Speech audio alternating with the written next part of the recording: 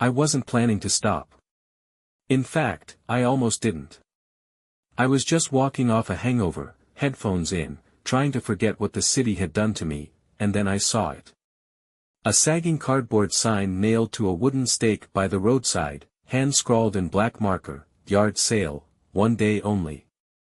Everything must go. The arrow pointed toward a sagging house on the edge of town, its paint chipped like peeling skin, its windows so smudged they looked like blind eyes. I don't know why I turned. Maybe it was the way the wind hit me, sharp and cold even though it was June. Maybe it was guilt. Maybe it was something else.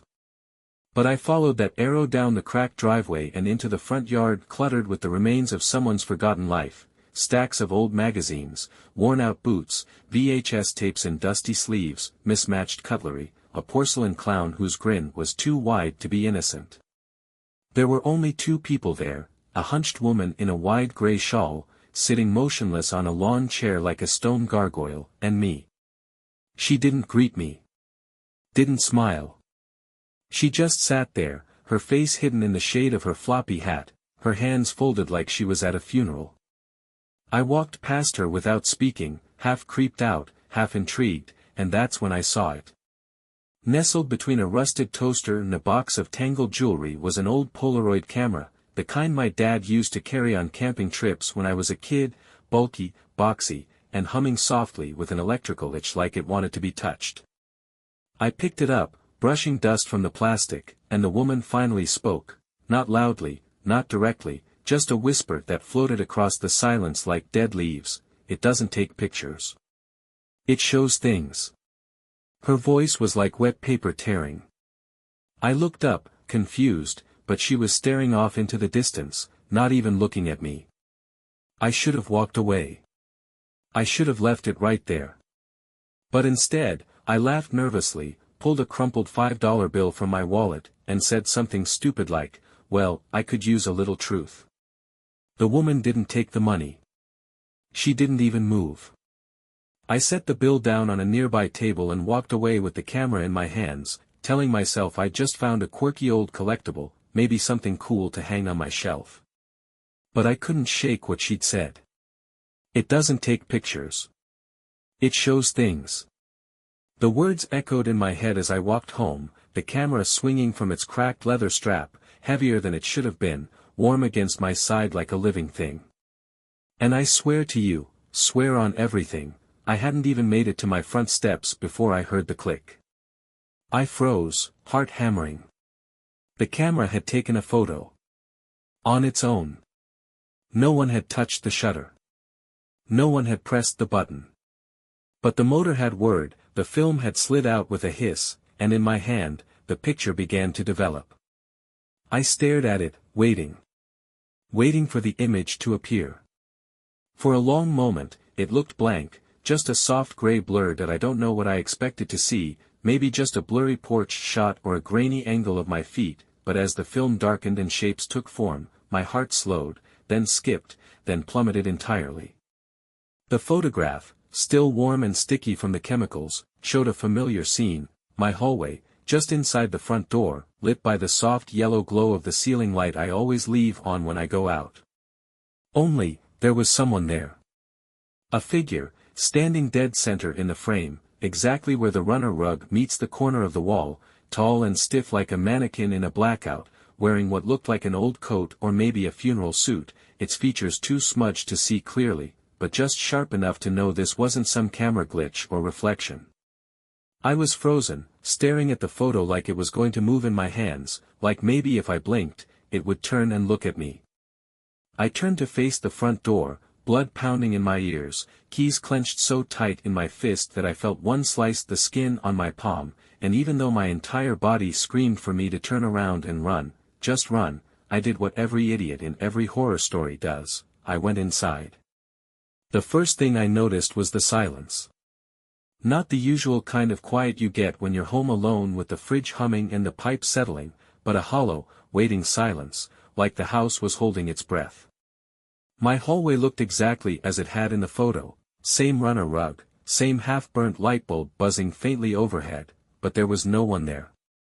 No trace of the figure.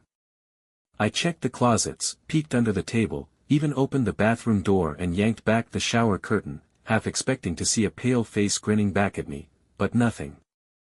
I stood in the hallway for a long time, listening, heart racing, camera still in my hand, and even though every rational part of me said it was just a trick of the light, some weird film error, maybe even an old image that was never wiped off the cartridge properly, I couldn't shake the feeling that something had been in my house, something that was watching me, not through windows or peepholes or vents, but through the camera itself. Like the moment I picked it up, I invited it in. Later that night, after I triple-locked the doors and shoved a chair under the doorknob like I used to when I was a kid afraid of monsters, I sat in my dim kitchen and stared at the photograph again, half expecting it to change while I watched. And that's when I noticed something I hadn't seen before, something that made the hairs on my arms rise and the skin on my neck tighten like rope. In the background, just barely visible near the edge of the hallway doorframe, was a mirror, my hallway mirror, and in that mirror, reflected in grainy monochrome, was the back of my head. I was in the photo. But the angle was wrong. That camera had taken the picture outside, before I even stepped through the front door, and yet, somehow, impossibly, I was already inside when the photo was taken, already standing there, back turned, unaware that something was behind me, watching, just out of frame. Sleep that night was impossible, not because I was too afraid to close my eyes, but because every time I did, I felt like something was watching me from the corners of my mind, like the blackness behind my eyelids wasn't safe anymore, like closing my eyes was an invitation to whatever that camera had revealed.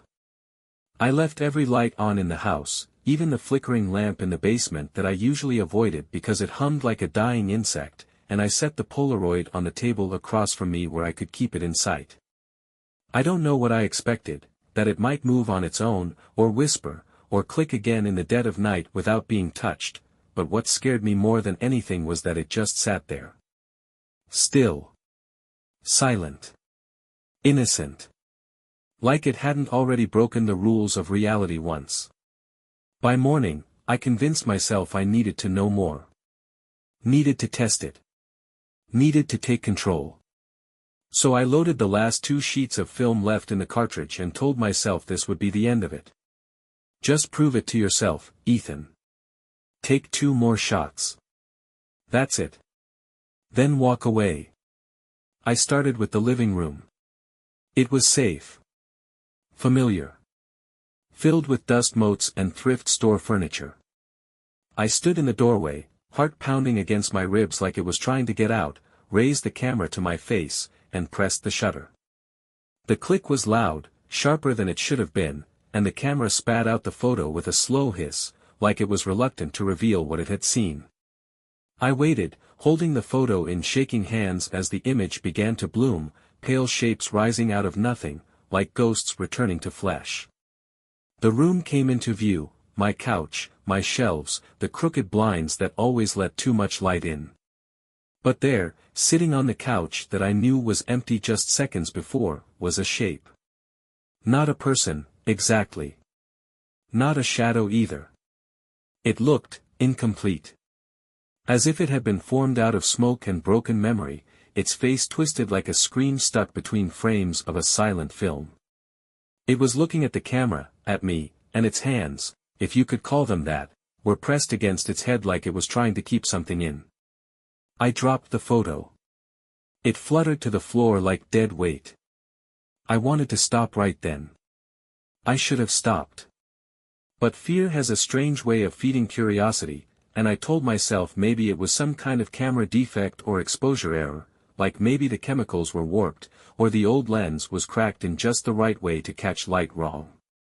So I turned and aimed the camera at the kitchen, which was still dark from the blinds I hadn't opened, and I clicked again. This time, the film ejected instantly, too fast, and for a second, I thought it was blank. But as I stared, the image developed in reverse. Not from light to dark, but from shadow to darker. The room in the photo looked the same, except for the fact that the fridge door was open, even though I knew it had been shut, and there was something crawling out of it, something long and thin, almost serpentine, dragging itself over the linoleum floor, head turned just enough that I could see teeth that looked too big for its skull. My stomach clenched, the air thickened, and suddenly, the fridge behind me creaked. I didn't turn around. I couldn't. I grabbed both photos, stuffed them into a drawer, unplugged the camera, and shoved it into the hall closet behind boxes of old clothes and a stack of dead batteries. But even with the door closed, even with the light back on and music blaring from my phone to drown out the silence, I couldn't shake the feeling that the photos weren't just showing me something, they were waiting for something. And I had already taken the bait. I didn't tell anyone about the camera for a few days, mostly because I was afraid of the answer if I asked the question out loud: was this thing broken, haunted, or just evil, and partly because I didn't want to hear myself say it, didn't want to turn my fear into fact. But it kept pulling at me like a splinter under the skin, and the more I tried to ignore it, the more it gnawed at the edges of my thoughts, whispering suggestions in the quiet moments when I was alone with nothing but my guilt and the low hum of the refrigerator. Eventually, I cracked and called Max, an old friend from college who now worked freelance restoring analog tech, radios, film projectors, antique cameras. He was the one person I knew who could look at this thing and maybe explain it with wires and logic and gears, someone who wouldn't laugh at me outright if I said something was wrong. He came over that night, half asleep and wearing a hoodie that smelled like weed and garage oil, yawning through his inspection while I paced the room like a caged animal and kept glancing at the hall closet as if it might open on its own. When I finally handed Max the camera, his hands hesitated just a little too long before taking it, and I noticed it too, how it vibrated, almost imperceptibly, like a faint heartbeat pulsing just beneath the surface of the plastic. Max laughed it off, of course. Said it was probably static discharge, or maybe my nerves. He turned it over in his hands, poked at the shutter, flipped the back open, then snapped it shut again. "Mind if I try a shot?" he asked, already lifting it to his face, and I said no before I could stop myself. The click rang out sharper than before, echoing in the small room like a gunshot in a tomb, and the Polaroid slid out with a hiss that made my stomach twist. We waited in silence as the picture developed, watching the gray mist fade into dark shapes, and then I saw Max's expression falter, his smirk dissolving, replaced with a tight, unreadable frown. He didn't say anything. Just stared. And I knew then, before I even looked at the photo, that it was bad. I took it from his fingers, and my blood went cold. It was a photo of Max, yes, but not the way he looked now. His face in the picture was battered, swollen, lips split, one eye completely gone. Blood soaked through his hoodie. And behind him, right behind his shoulder, was that same smudged figure I'd seen in the first shot, the one from my hallway. Except now it was closer. Max went pale. I tried to laugh it off, suggested it was just a double exposure, maybe a warped chemical batch in the film, but neither of us really believed that. He left not long after, said he didn't feel well, said something about needing air. I offered to walk him out, but he refused, waved it off, and disappeared into the night. He didn't text when he got home. Didn't pick up the next day. And by that evening, I was already pacing again, chewing the inside of my cheek raw. At 11:43 p.m., I got a call from an unknown number. A woman's voice on the other end, shaky, crying, said she was Max's sister. Said he'd been found in his apartment. Said he'd apparently fallen down the stairs, multiple times, though there was blood smeared across the ceiling and both his wrists were shattered inward like he'd been grabbing at something to stop from being pulled. I dropped the phone. And I knew, deep in my chest where logic didn't reach, that it wasn't an accident. It wasn't bad luck. Max had looked into that camera and something saw him back, and whatever it was, it didn't want to be seen. After Max died, I told myself I was done, that I'd toss the camera in a box, seal it in duct tape, shove it into the darkest corner of my attic, and never speak of it again. But grief has a way of warping reason, especially when guilt festers inside it like mold under wallpaper, and every time I closed my eyes, I saw that photo, the damage on his face, the thing behind him, the look in his eyes before he left my apartment, and I couldn't escape the feeling that it was my fault. I kept replaying it in my mind like a looped clip of a car crash, wondering if I'd missed something, if there had been a warning I hadn't seen, a sign buried in the edges of the frame. And that's when it started, first as a whisper, then as a compulsion, the idea that maybe, just maybe, if I could understand the camera, I could control it. So I started using it again. In rooms I hadn't photographed before. I began with my office, then the bedroom, then the basement, taking shots at random times of day and night. I told myself I was documenting, experimenting, studying, anything to avoid the real word, obsessing. And the camera rewarded me for it. The photos came out faster, clearer, sharper, like the thing inside it had been waiting for me to return, like it was pleased. In each photo, there was something new, sometimes subtle, like a shadow where no light should fall, or a door slightly ajar when I knew it had been closed, and sometimes brutal, like a handprint smeared across the mirror in red, or a figure standing at the far end of a hallway that didn't exist. I started marking each photo with a number and a time, pinning them to the walls of my kitchen, my living room, even the inside of my closet. They weren't just photos anymore, they were messages, blueprints, warnings, threats. And I started seeing things outside of them, too, glimpses in the corner of my vision, flickers in reflective surfaces, my own face looking wrong in windows. Once, I woke up to find dozens of Polaroids scattered across my bed, none of which I remembered taking, all of them showing me asleep from different angles, as if something had been circling the bed, watching me, studying me, deciding what came next. It wasn't just the photos that changed, it was me. I stopped sleeping. I stopped going out. I ignored texts, left food to rot on the counter, forgot what day it was, what time it was, what my own voice sounded like in conversation. I started hearing the camera at night, even when it was powered off and locked away, the click, the whir, the hum of it developing something I hadn't seen yet. I found myself waking in strange places, on the floor of the bathroom, on my porch in the rain, once crouched in the hallway with the camera already in my hands, my finger resting lightly on the shutter as if I had been about to take a picture of something. And when I looked at the developed photo tucked into my pocket, I saw myself, but not quite. My eyes were darker, my skin pale, and behind me, stretching out of the shadows, was something tall and wrong and hungry. I should have stopped. I should have run. But I didn't. Because by then, I had started to believe something I hadn't dared think before, the camera wasn't just showing me things anymore. It was showing me what was coming. I reached my breaking point on a Thursday, or maybe it was Sunday, I honestly couldn't tell anymore, because time had become soft and slippery, like wet paper peeling off the walls. I hadn't slept in days, not properly, and the photos on my walls were starting to bleed into my dreams. Every time I blinked, I saw them, those stiff gray shapes, those not quite human silhouettes, the flash of a smile that wasn't mine reflected in places where no reflection should exist. One photo in particular haunted me more than the rest, number 31. It showed my front door slightly ajar, and on the threshold, something not visible, not fully, but present, pressed up against the frame like fog against glass, just enough for my brain to recognize wrongness in the curvature of its limbs and the suggestion of too many fingers.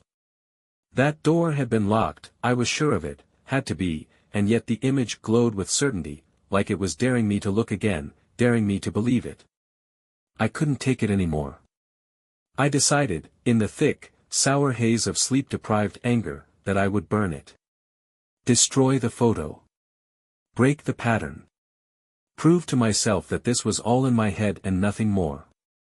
I took the photograph out back behind the house, where the grass had grown long and wild, and where the fence leaned drunkenly toward the neighbor's broken shed.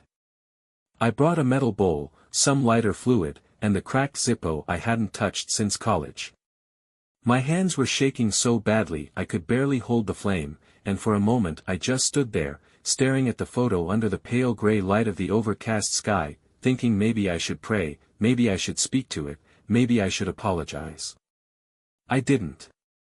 I dropped it into the bowl, lit the match, and the second the flame touched the edge of the photo, something changed. The air snapped around me, sharp and wrong, like static before a storm. The grass bent inward, toward me. The hairs on my arms rose. And from somewhere deep inside the house, I heard a loud crack, like wood splitting under pressure. The flame danced, catching the edges of the photo, and for the briefest moment, less than a breath, I heard screaming. Not in my ears, but behind my eyes, inside my skull, a voice I didn't recognize but somehow knew, screaming as if it were being torn away from me. I ran back inside, heart stuttering, sweat pouring down my back even though it was cold enough to see my breath. The moment I crossed the threshold, the smell hit me. Not smoke. Not fire. But charred meat, thick and sweet and gag-inducing. The lights were out. My walls were blackened with soot. And in the hallway, just beneath the picture frames, a long, jagged burn mark stretched across the floor, exactly where I had stood when I first took that photo. I stumbled backward, nearly tripping over a loose floorboard, and that's when I saw it. On the kitchen table. Sitting exactly where I had left it days ago, now untouched, pristine, and humming faintly like it was breathing, the camera. The Polaroid. And next to it, curling at the edges from heat, was a fresh photo. Still developing. My hands trembled as I picked it up, knowing already what I'd see. It was my face. Not how I looked now, but twisted, burned, blistered, and blind. And in the background, crawling through the doorway like a spider made of smoke and bone, was the thing I had tried to erase. The thing that would not be erased. The thing that now, I was certain, could feel when I disobeyed. The first time I noticed the change, it was small. Insignificant.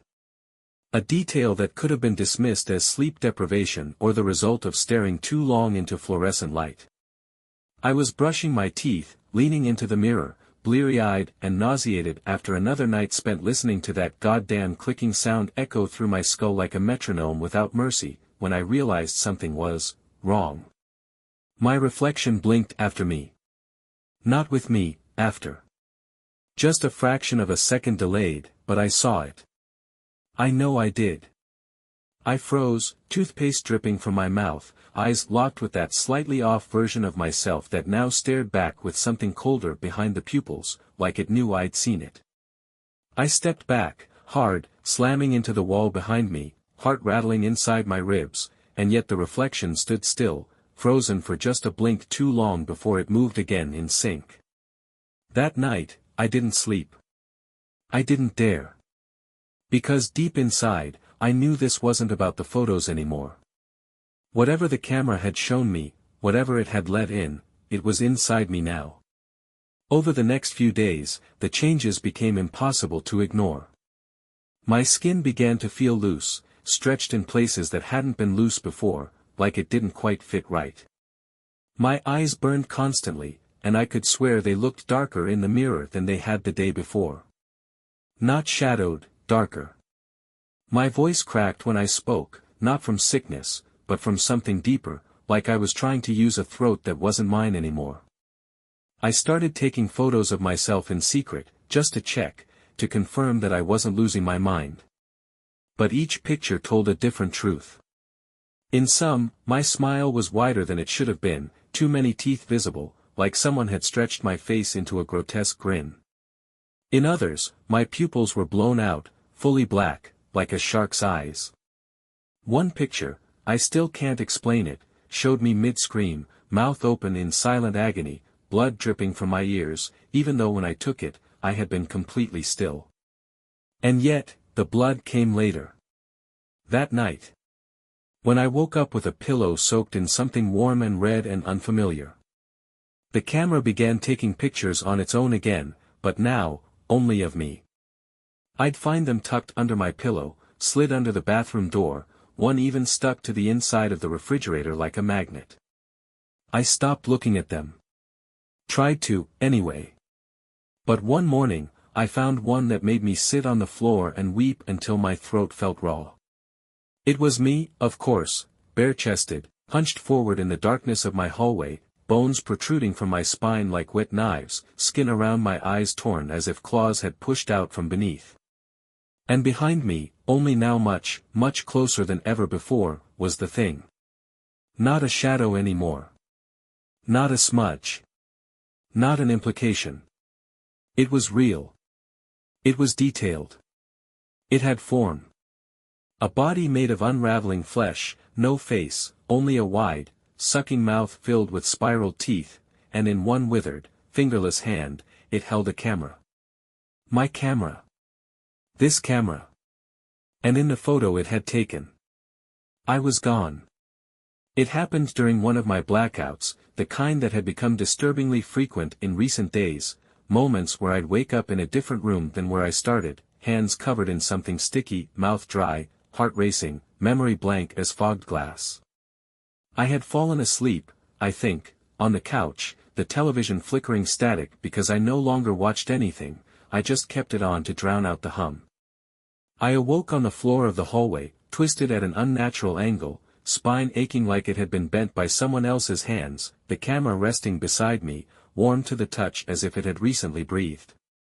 There was a photo next to it, still curling at the corners, the chemicals still glistening faintly in the dim light, as though it had just developed seconds before I opened my eyes. I didn't want to look, I knew better, but compulsion is stronger than fear when you're this deep. When I lifted it into view, the image took longer than usual to resolve, the gray bleeding slowly into shape, like it was struggling to decide what to show me. But when it did, I almost dropped it. It was my hallway, yes, but wrong. Tilted. Warped. Like the architecture had been stretched by invisible claws. The walls bent inwards. The light fixtures dangled like nooses. And on the far wall, where I had once hung an old painting of a lake at night, was something else, something impossible. Written in thick, wet streaks that looked like blood, like literal blood dripping down the surface of the wall in the photograph, were 3 words, "Stop taking pictures." I stared at the photo for a full minute, waiting for the message to fade like a trick of light or reflection, but it didn't. It deepened. The letters grew darker the longer I looked, as if the blood was still fresh inside the image. My breath caught in my throat, my hands shaking, and I turned my head, slowly, mechanically, toward the wall in the real hallway behind me. There was nothing there. No blood. No writing. Nothing but chipped white paint and silence. And then, before I could move, before I could even stand, I watched it begin to form. One letter at a time. The wall began to blister. The paint cracked open in long, red lines like veins beneath the surface of a pale corpse. The first S dragged downward in a thick, slow drip. I stumbled back, watching in horror as the words rewrote themselves onto the real world, the photo rewriting reality, letter by letter, just like they appeared in the image. I screamed, but there was no one to hear it. I slammed my hand against the wall, desperate to stop it, to erase the letters as they formed, but all I did was smear the wetness across my palm. It was real, viscous, warm, with a smell that hit the back of my throat like copper and rot. I turned to run, slipped on something slick, and hit the floor hard. The photo was still clutched in my other hand, and as I rolled onto my back, winded and shaking, I looked at it again. The words were gone now. In their place, reflected faintly in the warping hallway of the photo, was me. On the ground. Bleeding. And behind me, crouched low and waiting like a grotesque dog, was the thing. The faceless one. Closer than ever before. Its mouth was open this time, wider than it should have been, with too many rows of teeth, and I realized, for the first time, it wasn't just watching anymore. It was smiling. I don't remember pressing the shutter. I don't remember picking up the camera. I don't remember loading the last cartridge of film, the one I swore I'd thrown out days ago.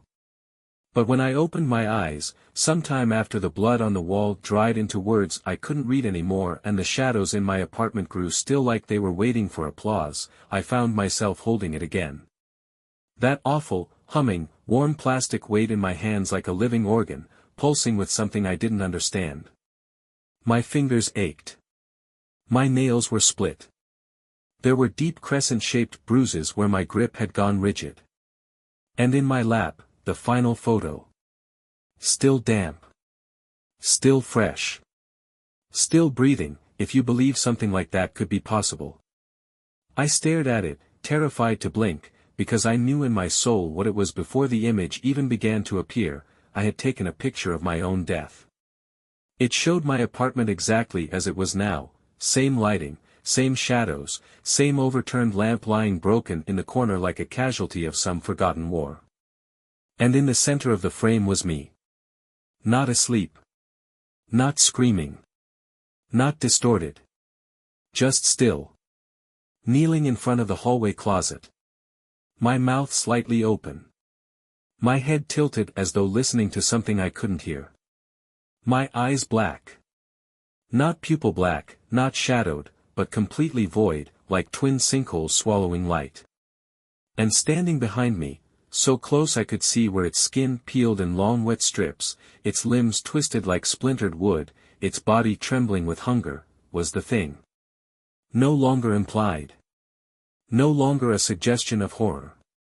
It was real. Detailed. It was crouched low behind me, one bony hand stretched over my shoulder, the other slowly reaching toward my skull as though it was about to peel it open like fruit. Its mouth, wide and twitching, was not smiling now, it was opening. It was going to devour me. The worst part wasn't the photo. It wasn't the image. It wasn't even the silent, paralyzing dread that wrapped itself around my spine like barbed wire.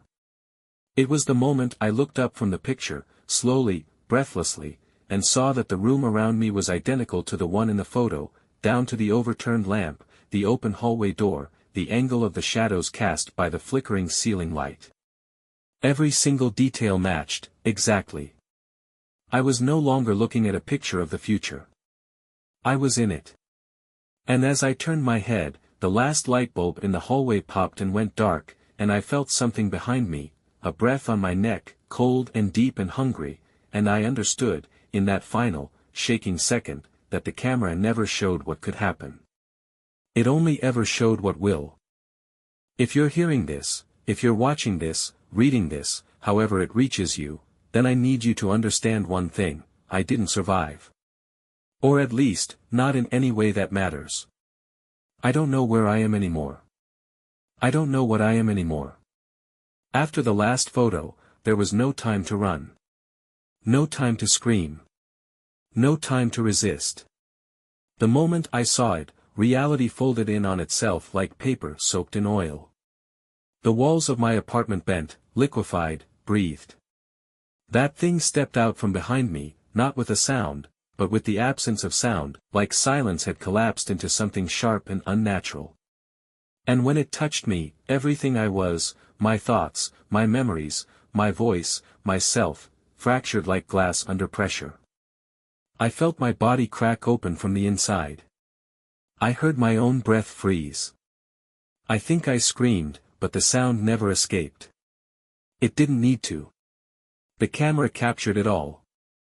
The last thing I remember clearly is the photo sliding out of the camera with a slow hiss, landing gently on the floor next to my feet, except they weren't feet anymore, not exactly.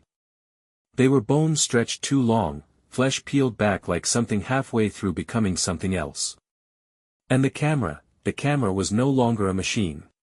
It pulsed. It watched. It chose. That's the part no one tells you. It doesn't just see. It selects. And now, it's free again. Because after it finishes one, it always needs another. It never breaks. A new eye to look through. And when the next person finds it, maybe buried in a thrift shop box, maybe tucked behind an old bookshelf at an estate sale, or maybe left quietly on your kitchen table, they won't know what it is.